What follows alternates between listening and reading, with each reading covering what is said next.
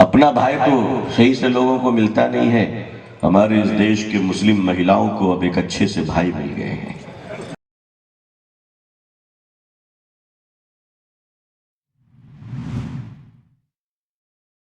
और हमारे देश ये बड़ा विशाल देश है कि यहाँ तो देशभक्ति के नाम पर चूरन बेचे जाते हैं। हमारे देश में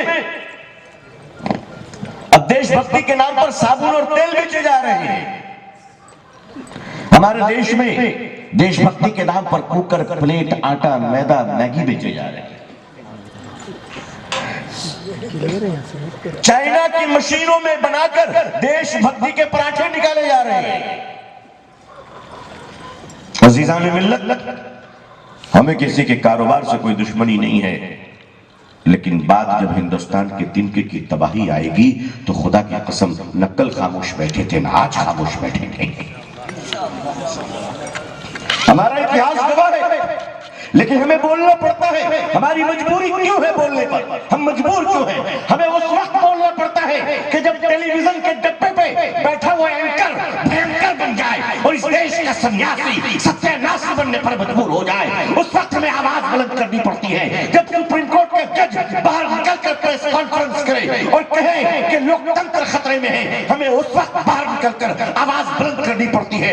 जब 8 साल के बच्ची से लेकर 80 साल की बुढ़िया तक इस देश में इज्जत में फूसता रहे, उस वक्त हमें कहना पड़ता है कि नारी सम्मान और औरत की इज्जत को रखवाले को यकीनी बनाओ। आज लोग मार्केटिंग कर रहे हैं। इस देश में नया नया खेल खेला जा रहा है। अपना भाई तो सही से लोगों को मिलता नहीं है। हमारे इस देश के मुस्लिम महिलाओं को अब एक अच्छे से भाई मिल गए हैं। हम उस भाई का स्वागत करते हैं। हम इस देश के माननीय प्रधानमंत्री आदरणीय हजरत नरेंद्र मोदी साहब दामत बरकातहू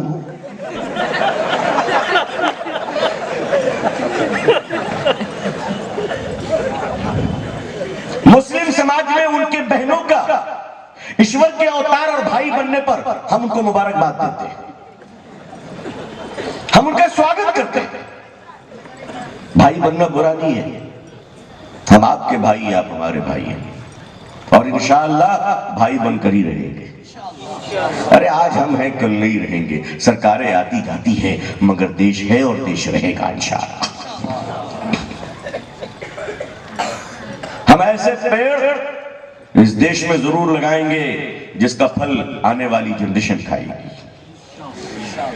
जिसका साया आने वाली नस्लों को मिलेगा। हम स्वार्थी नहीं है, हम उस तरह से जीना भी नहीं चाहते। मैं इस देश की मिट्टी और हवा को खूब जानता हूं।